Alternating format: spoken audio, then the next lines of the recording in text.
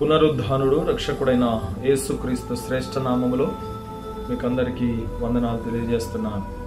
యోహాను సువార్త 4వ అధ్యాయము 23వ వచనం. అయితే యథార్థంగా ఆరాధించువారు ఆత్మతోనూ సత్యముతోనూ తండ్రిని ఆరాధించు కాలం వచ్చుచున్నది, అది ఇప్పుడునూ వచ్చేయున్నది. తన్ను ఆరాధించువారు అట్టివారే కావలెనని తండ్రి కోరుచున్నాడు. దేవుడు ఆత్మ గనుక ఆయనను ఆరాధించువారు ఆత్మతోనూ సత్యముతోనూ ఆరాధింపవలెనను.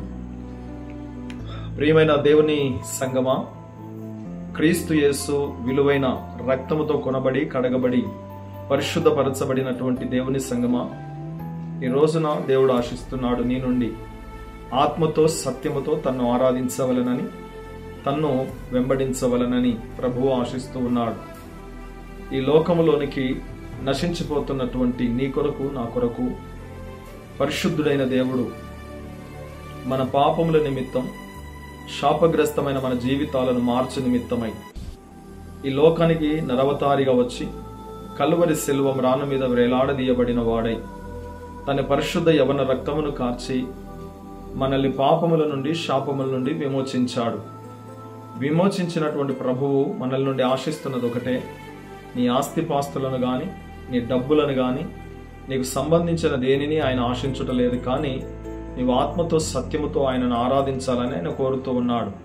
అట్టి ఆరాధన చేయడానికి నీవు నిజముగా ఆయనను ఆరాధన చేయడానికి ఆయన సన్నిధికి రాగలుగుతున్నావా?